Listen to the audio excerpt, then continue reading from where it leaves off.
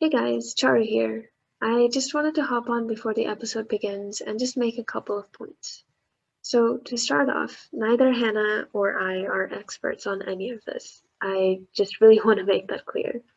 Anything that we say during this episode is information that we have gathered over the year through our readings and research, and we just wanted to compile it all into one place for us and use this platform to help educate those who are listening. And in preparation for this episode, we looked into several different resources to try and give you all the most accurate information possible, but we absolutely may have overlooked things. We implore all of you guys to do your part in continuing to read and do your research and listen to the reputable sources out there when you are trying to understand or continuing to understand the situation at hand. But yeah, stay safe and enjoy this not so mini episode. Hi, this is Hannah. And this is Charu. And welcome to episode 6.5 Corona, Not the Beer. Today we will be talking all about some information on COVID-19 as an extension to our previous episode last week. Okay, so as you can sort of tell by the title, this episode is slightly different than our others. We originally recorded this as a part of our previous one, but we ended up talking for almost 2.5 hours. So we just wanted to split it up and go a little bit deeper on some of the topics related to the pandemic. Specifically, we'll focus more on different hygiene practices like wearing your masks, washing your hands, etc. The COVID vaccines that are in distribution right now, as well as discuss some of the different misconceptions surrounding COVID-19. So to start off the conversation, Hannah and I wanted to talk about just COVID-19 as a whole and some of the things that we've learned through our readings and our conversations and just the things that we have found out over the past year. I guess to start off, we can first hit on some common misconceptions of the pandemic and of COVID-19 and go into details about that. Yes. So please be aware that Hannah and I feel very strongly about a lot of these things, and this might come off very strong, but as people of science, we feel that, it's best to listen to health officials and just follow the rules and be smart about things. So the first misconception that we obviously wanted to talk about is the idea that COVID-19 is a hoax. It's not. People have died and people are dying from this still to this day. We aren't invincible, we aren't superhuman, we aren't superheroes. This is a real thing and it's important that we treat it that way. I know at the beginning this was all very new to us and that we wanted to live in ignorance about it, but the fact that some people still act like that to this day is very anger inducing.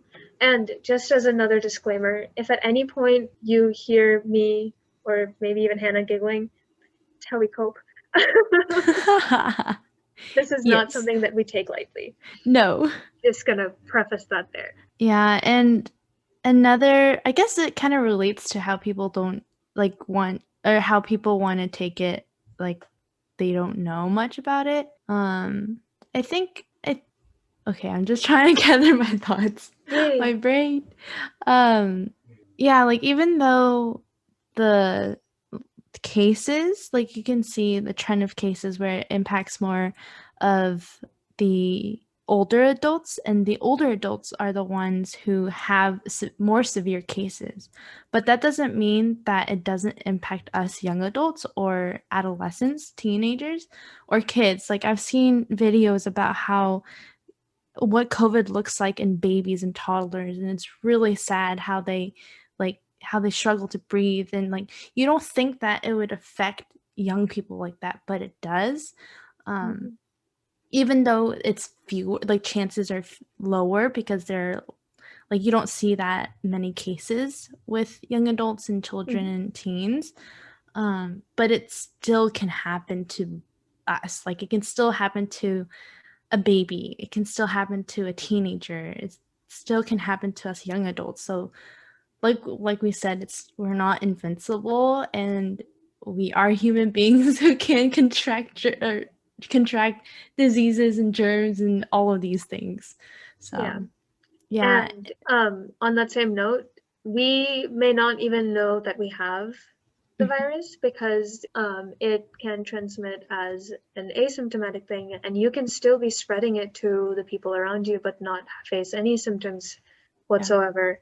And that's something that we just don't know. Yeah. So making sure that you are taking the precautions necessary is important to continue to contain the spread of the virus, so we're not putting those who are higher risk at harm. Mhm. Yeah. And I think that's why a lot of people take it or take go really far in taking precautions and being extra cautious. And I think my family is towards the more cautious side. It's not, I don't think we're overly cautious, but we are more cautious than I Mm-hmm. guess the general public is, Yeah. just because we are aware of, like, my parents, they were very aware of what this virus could do way beforehand, back in December when we first heard about it. And so they already have this mindset going into it, right? And Mm-hmm. whenever I do all these precautions, um, when I'm outside, like, sometimes I get these weird looks, and I can tell that people are looking at my parents weirdly when they have all the precautions and are doing all these things. And I mean, we don't let it really get to us, but for the general public, it's like, how do I how do I word Like this? I get what you're saying because I mean my family we're yes we err on the side of caution, but we Mhm. aren't um like we are doing the bare minimum that even that some people aren't doing, but like we're wearing our masks, we're washing our hands, we're social distancing, we're doing all those Mhm. things. Um, and I like personally, I'm not one to judge someone else for taking extra precautions for their own Mhm. health because we have no idea what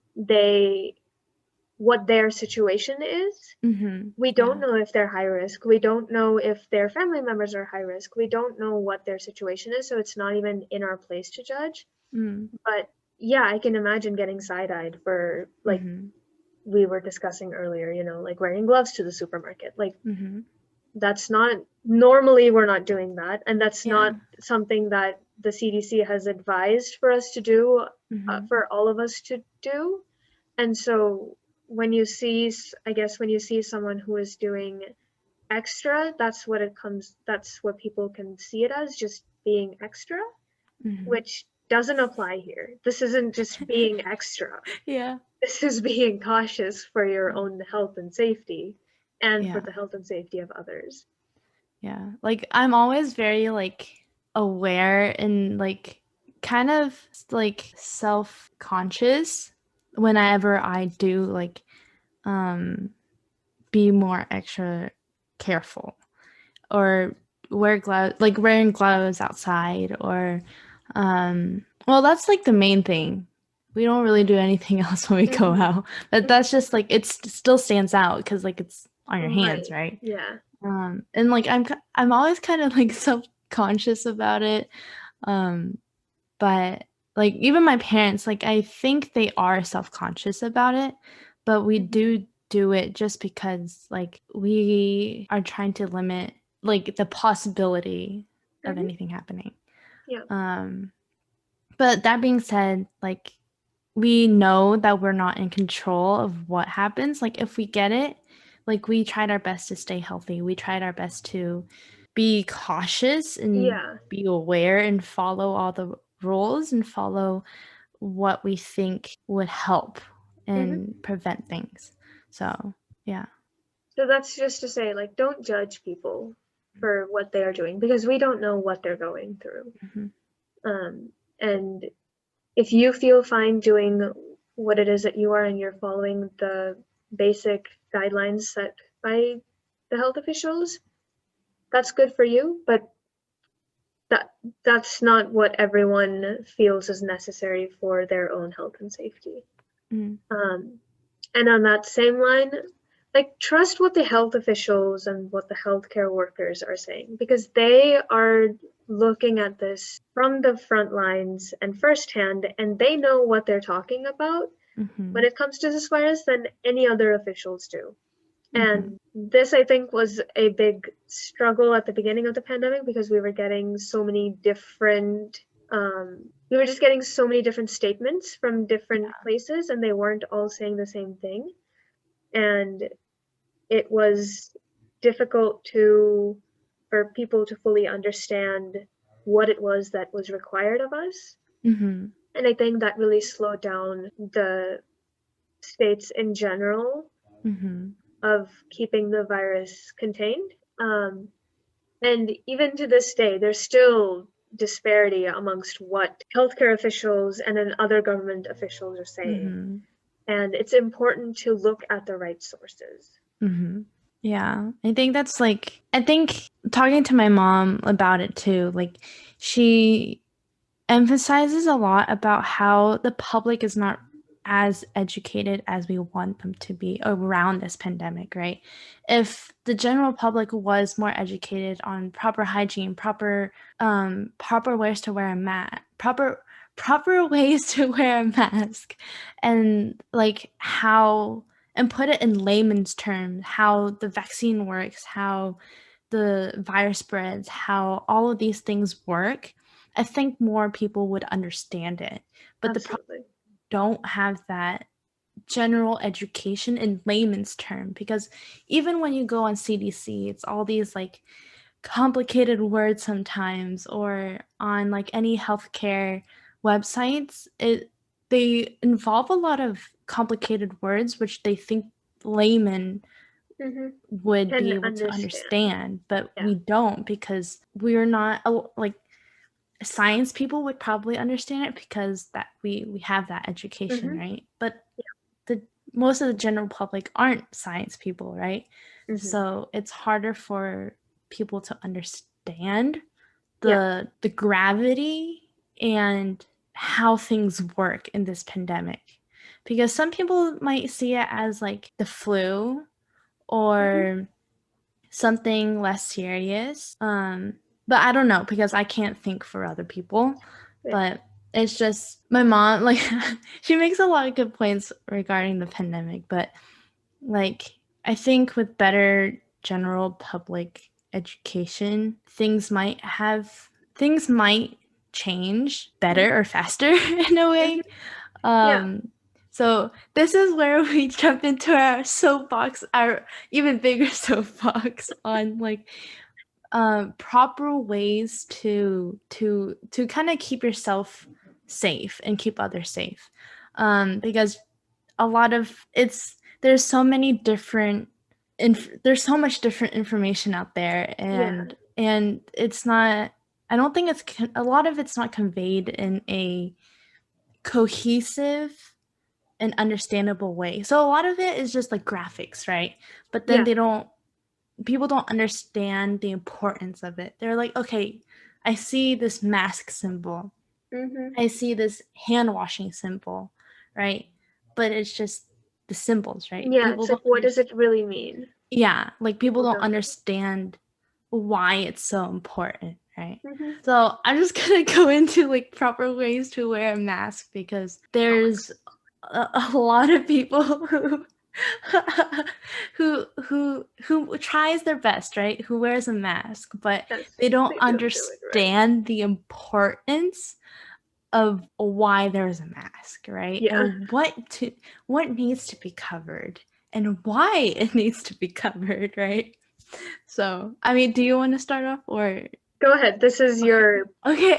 yeah. I guess I'm going to be talking about like hygiene and wearing Hannah is the masks and all hygiene that. queen out of the two of us, and we'll be going more into detail about the vaccine Yeah. as well. And So, that's your end, so so I'm gonna let you take it away here. okay. So, I mean, of course jump in Yeah, and like all that. obviously, yeah, yeah, But one big thing about a mask is it should be covering from your chin up to your nose. So it has to cover your nose because your nose also has mucous membranes where it can carry viruses and it can in your nose is a way of a virus getting into your body, right? And also your mouth. Your mouth is the biggest part, right? And your mouth and your nose is your biggest part because it has those mucous membranes. Your ears, the outside of your ears don't have that. So that's why you don't cover your ears at all. Um, Mm-hmm. that's why your nose and your mouth is so important, right? And that goes for any germs, like any Yeah. bacteria, any diseases out there. Like Mm-hmm. mouth, nose, and eyes are the main ways that bacteria transmits. So don't touch your eyes too. That's a big thing because your eyes are a form of mucous membranes too. Yeah, right? I think so. Yeah, I think so. Google that real My quick. Your biology, eyes are... my AP I bio. would think so. Okay, my AP bio teachers probably be like, Ada, you're saying all these things wrong. uh, Yes. okay. Yes, eyes do have mucous membranes. You are Okay. correct. Okay, I'm not Thank you, Google. I'm not remembering things wrong. But I think that also brings to another point is do not touch the outside of your mask because the whole point of why you have a mask on is for a barrier, right? A Mm-hmm. barrier from your mouth and your nose from the outside.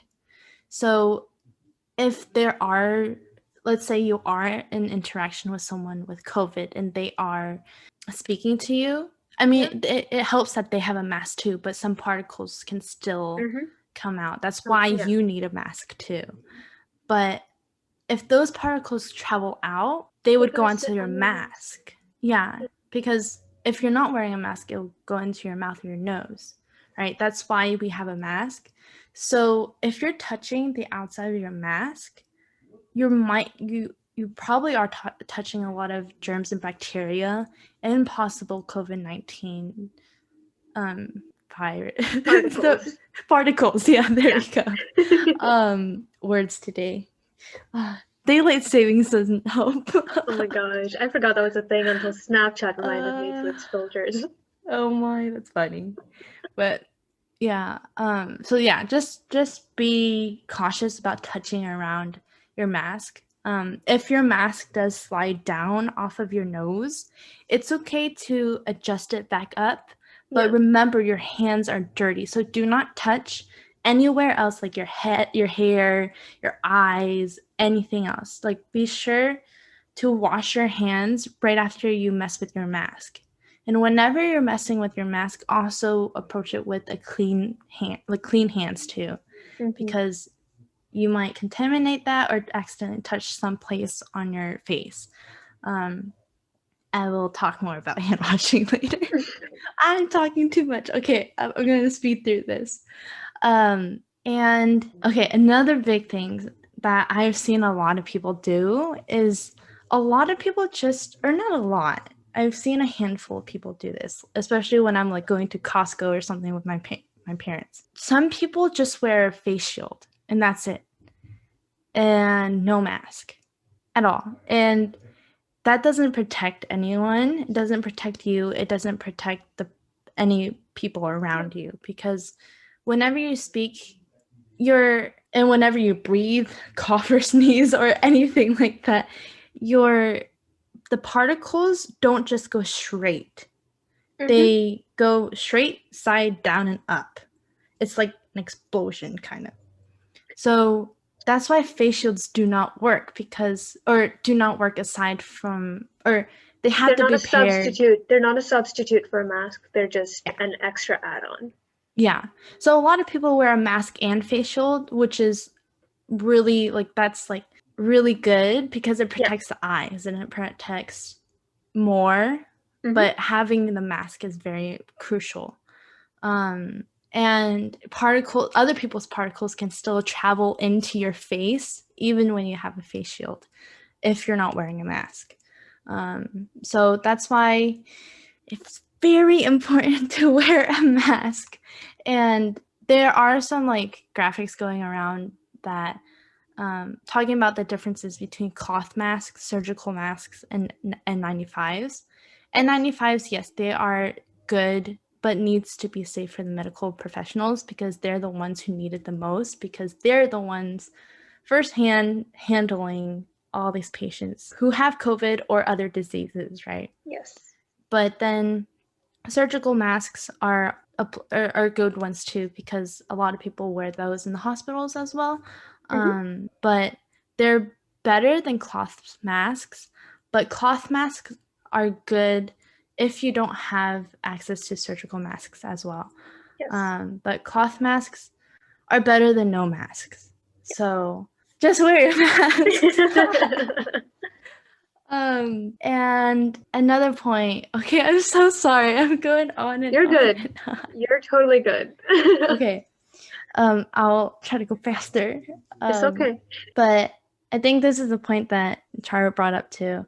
Or she brought it up. Is that like wearing a mask doesn't reduce your oxygen levels at all. Not Nope. at all. Like when I go to a doctor's office and like getting routine checkups or like vaccines and like all these things, I'm wearing my mask, of course. But then when they stick that like pulse oximeter on my finger, I'm 98, 99. I'm perfectly fine. That's my normal range. So I'm not losing any oxygen. My body is still processing it and I'm still breathing, and Yeah. it doesn't limit. I mean, it does feel like you're more like you struggle a little more to breathe, but that doesn't mean that your body isn't getting enough oxygen. Yeah. Yeah. Is that Yes. okay? Yeah, Yeah. like it feels like it's slightly harder, but even that, like it's something that's fixable if you like, are able to adjust your mask or something like that to where you give yourself enough room to breathe but are still protecting yourself. Mm-hmm. And but it's not a valid reason to just not wear a mask because if you Yeah. think about it, surgeons are wearing masks all day long Yeah. for like 8-hour surgeries, and they're not passing out on the floor due to lack of oxygen. They are fine. They are healthy human beings. Yeah. So if you think, and they have been doing this way before the pandemic. It's not like the pandemic brought about masks for surgeons. Yeah. Surgeons have No. always been wearing masks. And if you just think about that for a second, you realize that, oh, wearing a mask to the grocery store isn't going to make me keel over. I feel very strongly about these things. Yeah. I apologize for my harsh wordings, but I feel like it needs to be said. And Yeah. the yeah, Yeah. And it's very interesting to see. I'm going to bring up culture because culture is also something that has played a big role in how people react to this pandemic. So, back in a few years ago, me and my family, we made a trip to Hong Kong and Japan. And in those cultures, in Hong Kong, less so because it's not as big in Hong Kong, but a lot of people wear masks outside of the pandemic. This was way hmm before, right? Because there's a lot of like pollutants in the air or allergens in the air, and yeah, so they wear a mask. In Japan, like so many people wear a mask, and it's like a fashion statement. It looks so cool. hmm Um, but just because like there are allergens and all of that, that here in the States we do have allergens, we do have pollutants, but it's not in our culture to wear a mask. yeah, Yeah, but it's very interesting to see how the different cultures have reacted and how different countries have reacted to like these precautions. yeah. Don't get me started. It's very interesting. I'm not saying It that is. one is It's better than the other. yeah, I'm just saying that like there is a distinction, and it's very interesting to see the why behind Mm, all the different reactions, right? yes. And then okay, off of that little side road about culture, going outside. So I think there is some sort of weird interpretation Interpretation. there we go, interpretation of going outside. A lot of people assume that if you're outside you don't have to wear a mask, and it's really interesting. Yes, there is less of a chance, or or it takes more for a virus to spread outside than inside, because inside there's like air conditioning, there's all these things. But outside, the virus can travel less distance than if it was inside. But that being said, that doesn't mean that the virus cannot spread outside. The virus can still spread when you're outside, even if you are 6 feet apart. Like, yeah. Yeah. And oh, sorry, go ahead. I think the actually I guess when it all started, like the CDC's guidelines at that time were if you're outside in an open space, Mm-hmm. it's not necessary to wear a mask Mm-hmm. because in general, so if you're in like a very open neighborhood where you're just able, like it's very quiet, very empty, not many people are walking in and around, it's Mm-hmm. okay to step out without a mask. So for the like last summer, my mom and I, we would go on walks every day, but we wouldn't wear a mask, and we would obviously like avoid as many people as we could by like diverging from the Mm-hmm. sidewalk. Where you would still need to wear a mask is if you were going to a park and you know that there's going to be lots of people there. Yeah. Even if you are 6 feet apart, there's still like 50 people there, and you Yeah. need that mask because you don't know where one person has been at one point. Mm-hmm. So Yeah. there's like a very nuanced definition to what wearing a mask outside means, and I think Mm-hmm. some people have taken it I guess in the wrong, or I guess in a wrong way. I don't know if wrong is the right word though. Or more, I guess, literal. Sure, yes, yeah, Yeah. Or because like open public spaces can include parks, but doesn't mean parks are people-less. People yeah. are going to parks, Yeah. and with COVID, more and more people are going outside because, well, they want to get out of the house, Yeah. which means that parks are becoming slightly more crowded in a sense that even if you're 6 feet apart, people are still there, and you still need a mask to protect yourself and Yeah. others. Yeah. That's Yeah, all I like would add. Yeah. my brother had went to this park a couple of weeks ago, or maybe 1 or 2 months ago. And there was so many people, and so many of them weren't wearing a mask at all. And it's very, I don't know, it's just really mind-boggling, like, to see that. And like, it's very interesting. It's Mm-hmm. very interesting. Like, for my family, we do still wear a mask when we're walking outside because there are people walking Yeah. over here where I'm at. And yeah, so you never know who you're going to come across. Mhm. But when me and my dad go outside to run, we don't wear a mask because it's a little harder, and yeah, all of that. But then when we do see a person, like, we look really far ahead to see if there's like someone there.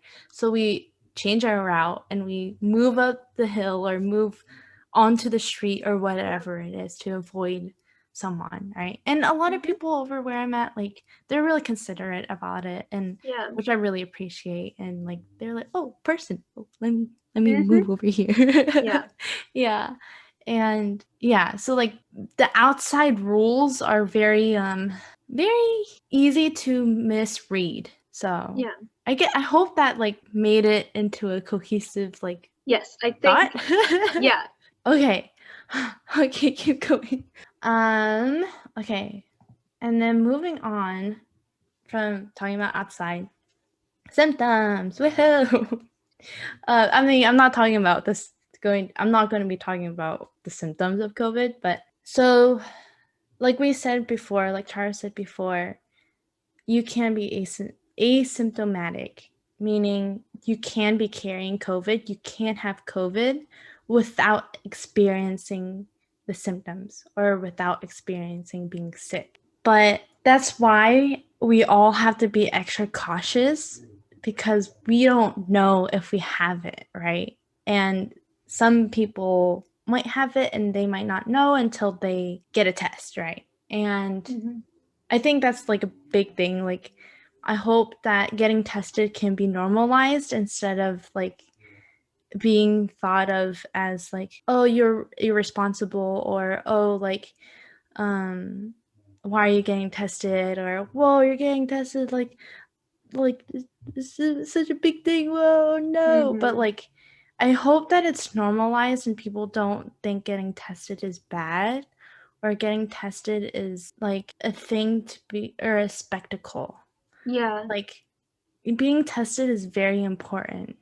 Like being tested is the reason why a lot of cases are determined because like a lot of people are asymptomatic. And I mean, I don't know about the numbers Mm-hmm. with how many cases are asymptomatic, but that's been a big thing. A lot of people talking about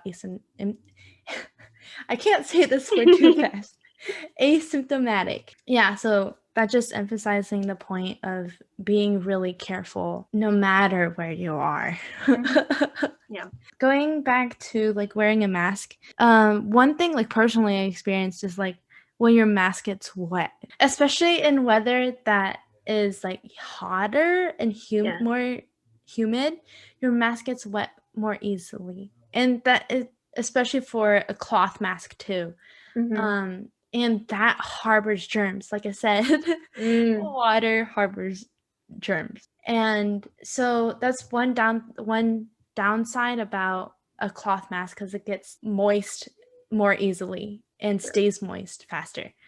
Um, so always have a backup mask or an extra pair of masks with you because you have to change it once when it gets really wet. Yeah. Because for me, like I have disposable.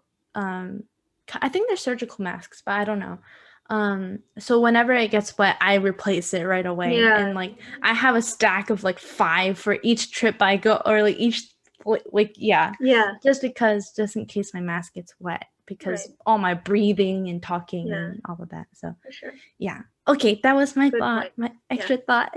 Oh, also just to add on to that, having a backup mask is always good because if you accidentally step out of the house without a mask like I did once, having a backup is very good. Because I missed the shuttle on a very important morning Ooh, and it was difficult to say the yeah, least. yeah, So yeah, I just always have a backup. yeah. Yeah. Okay. Okay, on to proper hygiene. Okay, I'm gonna go fast, fast, fast. Okay, washing your hands. I never thought that washing your hands can be so complicated until now seeing how people don't know how to wash their hands properly.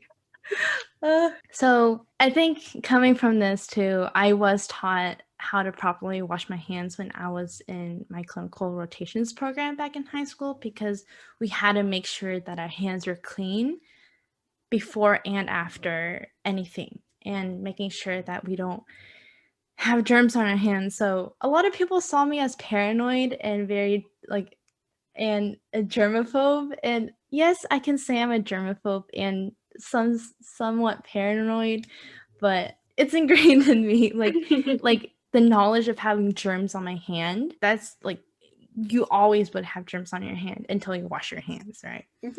And so we are taught to make sure your shirt doesn't touch the counter. So when you're like washing your hands, you're not leaning onto the counter and getting your shirt wet. Because the biggest way that germs transmit is through water.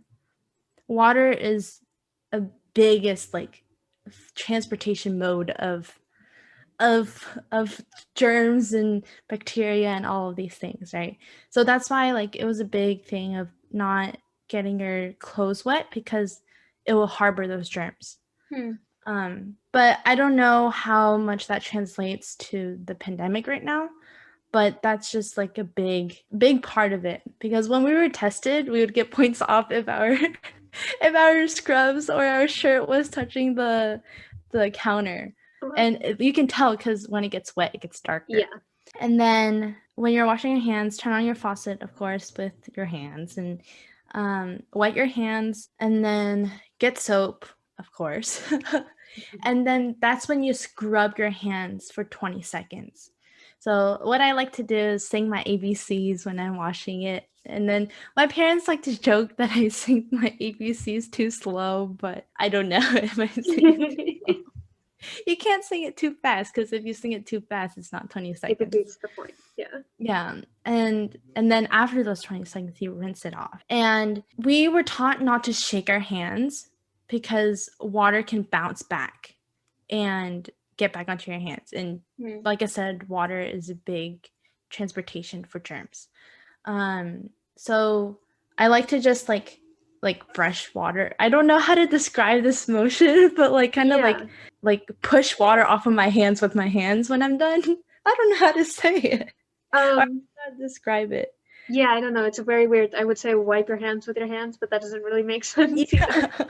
I don't know. But then like use your elbow or something if you can, like if it's one of those push things to get the paper towels out, use your elbow, not your hands. Or if you have like paper towels at home, just rip it off and use a paper towel and not like those and I know like using a towel is but like it help but it, my words. It's kind of better for the environment because you're not continuing to like use paper and all that. But in this case, a towel can retain water for a long time. And in that, it harbors a lot of germs because, like I said, again, water is a big transportation for germs. So use paper towels. But at home, if you're just washing your hands at home, then like a towel is fine. Because well, it's home. There's not much bacteria at home if you know everybody around you is safe. And then to turn off the faucet, do not use your hand because your hand, when you turned on the faucet, your hand was dirty already. So if you touch the faucet again, your hand's just gonna get dirty. So you use another sheet of paper towel, make sure it's not wet, and turn it off, and turn the faucet off. And ta-da, you washed your hands. Yay! But yeah, we were graded on this. So like it's ingrained in me how Hannah to is wash the my expert. hands. Okay, and then about hand sanitizer. Yes, use hand sanitizer if a sink is not readily available. But that being said, hand sanitizer doesn't do the same job as washing your hands.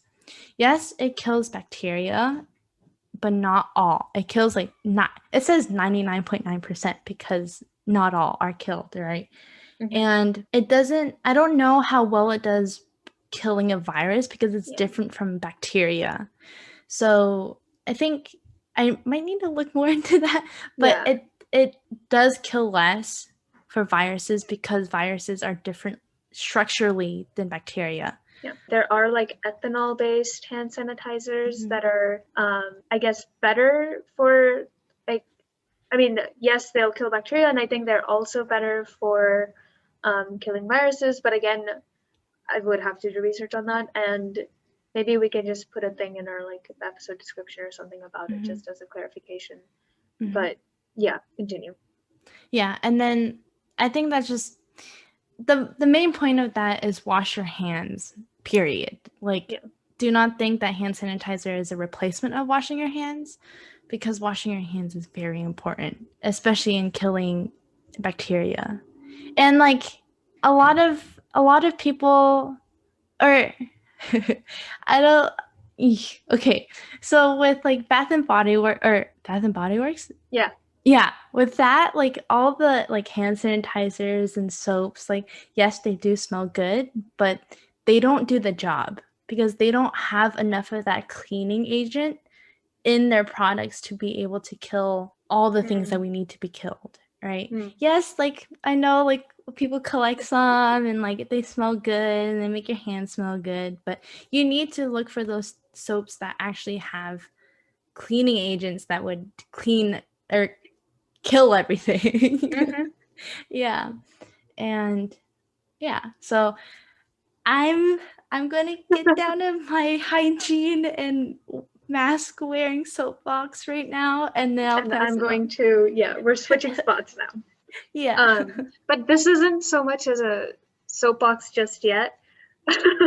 I'll get there eventually, maybe.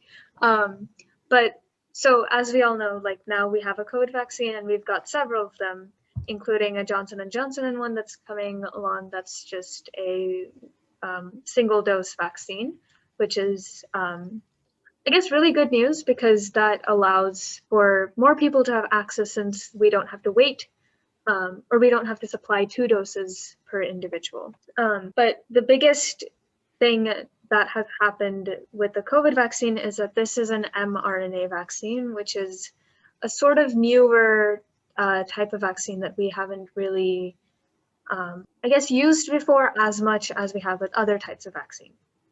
But before I go into details on that, I just wanted to preface with like a quick little science lesson on what mRNA means and how our body really works.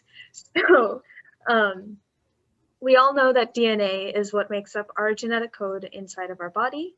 And all of these genes are expressed through various proteins, which are formed through the conversion of DNA into something that is called mRNA. This is like a middleman between DNA and proteins.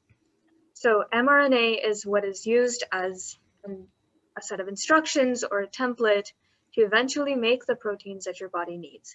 And it's not just our body, bacteria, viruses, all of them have proteins. So all of the following information is found on the CDC's website. We will be listing all of these sources in our episode description. So yes. So far, most of the vaccines that we know about have utilized a weakened form, or a word that Hannah mentioned before was an attenuated form of the virus, and we allow the body to have a first-hand interaction with this weakened virus.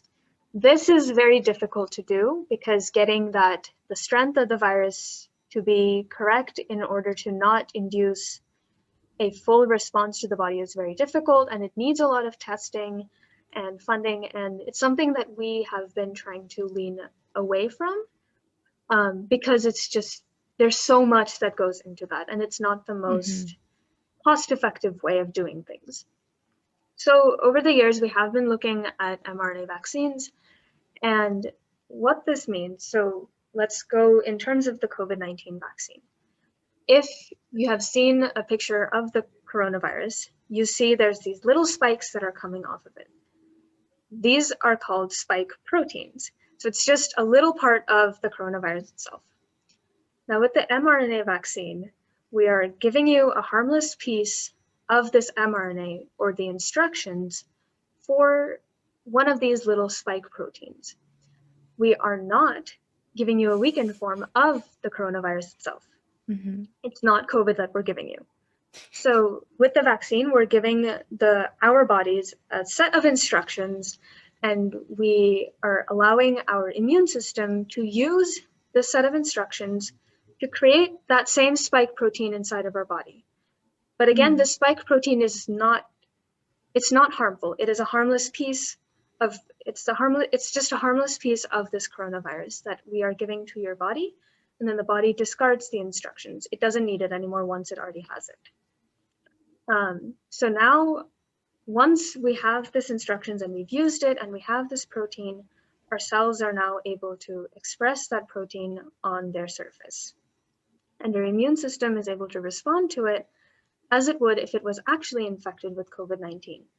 So our body is recognizing that there is this extra protein that is not normal to our own body, and so our immune system is forming up a response and making ways to protect itself if it happens to notice it again. And this way we are able to allow our immune system to do this without giving you any of the severe symptoms that being infected with COVID would actually result in. And so yes. I have a quick question, sorry. Yeah. Go ahead. So if it is, or since it is just the instructions and it's not actual COVID, how does your body remember, like let's say you do get COVID, right? And your immune system is now heightened to battle it or face against it. How does your body remember that is COVID and that's not, it is the same thing as that instruction? Yeah, so these spike proteins are the same for all of these COVID, or at least for one variant of the COVID-19 molecules. So one set of instructions will apply for all of the other COVID-19 spike proteins. And so our body has something called memory cells that will remember it basically remembers that, okay, with this protein, if this protein enters our body, this is a bad guy and we need to fight it. And this is how most, this goes into antibodies and antigens, which, Oh no. so antibodies and antigens are basically what our immune system is using to recognize external pathogens and infections and diseases. And our body basically makes a note of it, like, hey, this intruder showed up like 3 weeks ago through this mRNA, or we were introduced to this intruder through this mRNA vaccine, and we have built up a defense to it. And oh, hi, this intruder is back again. I remember that I saw this 3 weeks ago. Now I can fight you this time. Does that make sense? Yeah. So even though you're not getting, like, the vaccine is not COVID itself, you're getting a recognizable part of it. So then it's not like the full molecule, but it's one part of the molecule where when when an actual COVID particle is in the body, it recognizes that one part of the particle? Yes. So the spike proteins are the surface markers on the COVID virus. And so so the spike protein is on the surface of the coronavirus, and we are giving you the instructions, we're giving the body the instructions to make this spike protein so that our own immune cells can present it on themselves. This isn't the COVID-19 vaccine or virus itself, because it can't replicate into coronavirus. Just that small fragment of the mRNA isn't enough for your body to just create coronavirus on its own. All it's going to do is create the cell surface marker, and your body cells are going to present that on themselves so that your immune system can develop a response. Or can develop, not a response, can develop different antibodies to protect itself in case of a response. And so like I was saying earlier, we have things called memory cells that basically will keep these antibodies in mind. They will then remember that, okay, we have these tools to defend you in case of an infection. And so these spike proteins are similar across the board, and the same antibodies can be used in case you are actually affected with COVID-19. Does that make sense? Yeah. Okay. Yeah. I hope so. Yeah. I think like you answered the question really well. Because like before I was like wondering like how does it actually why do people drive cars like that? Like that? I know. Oh my gosh. Okay, I'm sorry. You can keep that in if you want. Yes, I will be. Oh no. That's just so funny. Wait, that wasn't even a car. That was a motorcycle. I don't know. Dude, cars no, it's a drive car. like that too. It's cars, a car. Yeah. I hear it again down the highway. Okay, but yeah, like that answered the question. Okay, I'm glad. Well, so. Yeah, I've like when you're talking, like I'm like that makes sense, but then how does it connect to like, yeah. So our body is basically able to remember when it has been introduced to a part of the coronavirus and then use that information to then protect your body in case of an actual infection. And so at the end of the 2 vaccine cycles, your body has built up a defense against COVID-19 and will be more prepared. So the question then arises, why do we need 2 doses of the vaccine? Why isn't 1 enough? So the first time around, or to blankly, as a blanket statement, the body is able to build up an even stronger defense after the second vaccine dose. It's like a booster vaccine, like we get with a lot of other vaccines like Tdap and Hep B and many more that we have to get several times over the years. So like I mentioned, there are immune cells in your body known as memory cells that are made to remember the tools needed to defend your body during an infection.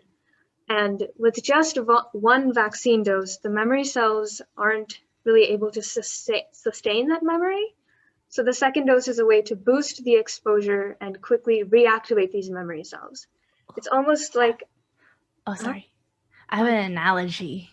yes, go ahead. Tell me if this is right or not. Like whenever we learn, we don't automatically memorize the concept or the definition or the thing that one time. That's why we have to study again or Yes, look over it again. yes, that's exactly what I was going to say next. Oh, okay. I'm so sorry. I stole that from Totally you. good. No, you're totally good. I find that's so funny though. I was literally just going to jump into Oh an analogy, no, but I'm you got so it. sorry. I was going to use the exact same thing, so I'm you're so totally good. sorry. Oh my gosh, no. I stole. Okay. But Stole yes, it. what Hannah just said is correct. It's like us studying. We need several exposures to the material in order to fully have that stored in our memory. So like that, our body is the same way. And so this then, the second vaccine increases the efficiency of the vaccine and helps your body protect itself in case of an infection. And this second dose is what leads to that final 95% efficiency stated by the companies like Pfizer and Moderna that state they have 95% effective vaccines or efficient vaccines, basically. So you need both of those doses for that full-fledged protection that your body requires. I'm so sorry. Oh my gosh, I don't was just so apologize. You're happy that like good. I was just so happy that my brain can like form an analogy to that. That I'm like, wait, I have an You got it. analogy. No, you're totally good. I love that. Because my brain is not working. Okay. Oh, you're good. You're good. So, but all of this to say, it's important that we all get the vaccine when it is our turn, and it is, the FDA has approved it. It is safe to get. But this doesn't mean that we can forget about following the other precautions that have still been outlined by the CDC. The vaccines will help protect and give immunity to us, but there's still a chance that we could carry the virus. Again, according to the CDC, an individual is considered to be fully protected 2 weeks after the second dose of the vaccine. So this means that there is possibility of infection within that like initial 2-week period because your body is still developing that immunity and it hasn't reached its full immunity yet. And so it is possible that we can get infected and continue to spread the virus even after we have been vaccinated. There is still a lot that we don't know about the vaccine, especially regarding its effectiveness of preventing the spread of COVID and how long the vaccine will protect people. We don't know any of that because all of this was done. It was done very quickly in terms of getting the COVID-19 vaccine out to the mass public. That's not to say that this wasn't done properly. It's not a hastily done vaccine, because that's another point that I want to get into. This vaccine was brought out to the public so much faster because of the amount of resources and the funding and all of the volunteers and research being put into it all at once around the world. This wasn't just a problem that the United States was dealing with. This was something that everyone around the world was dealing with. And coronaviruses have been a source of various outbreaks over the past few decades, with the SARS and the MERS being some of the most prominent ones in like 2004, 2006. And scientists have been using these models to work on new types of vaccines, like the mRNA COVID vaccine that's being distributed today. So to us, this means that the COVID vaccine was not like just a brand new idea that started January of 2020. This has been something that we have been trying to work on over several years. And as quoted by Akiki Iwasaki, an immunologist at the Yale School of Medicine in a Nature article, research on these mRNA vaccines has been going on for the past 10 to 15 years. So it's not like this was brought out in the span of 12 months. This has been going on for years and years. And like I said, we know that the entire world was involved in trying to create this vaccine in an efficient and timely manner. So funding for COVID research was escalated, and the billions of dollars were put into getting this vaccine and the research out so that we could all have a vaccine out so that we can keep ourselves and our communities safe. And so to continue ensuring the safety of all of those around you, get your vaccines, but continue wearing your masks, social distancing, washing your hands, following proper following proper hygiene, et cetera, et cetera. And one last thing, vaccines, they will sometimes, for certain individuals, they can produce side effects, but that is a good thing. It means that your body's immune system is working and functioning and has nothing to do with the safety of the vaccine itself. Again, we aren't giving you COVID itself. Yeah. We are giving you a simple set of harmless instructions for your body to learn to recognize it. And it's getting the vaccine is for the better. It's for the greater good. Yeah. And end of my soapbox. So yeah, with that, we're going to go ahead and wrap up this mini episode. Thank you for listening, and we'll catch you all next week. Bye! If you have any questions for us, feel free to email us at rewritethetimespodcast@gmail.com. You can also find us on Instagram and Facebook at Rewrite the Times.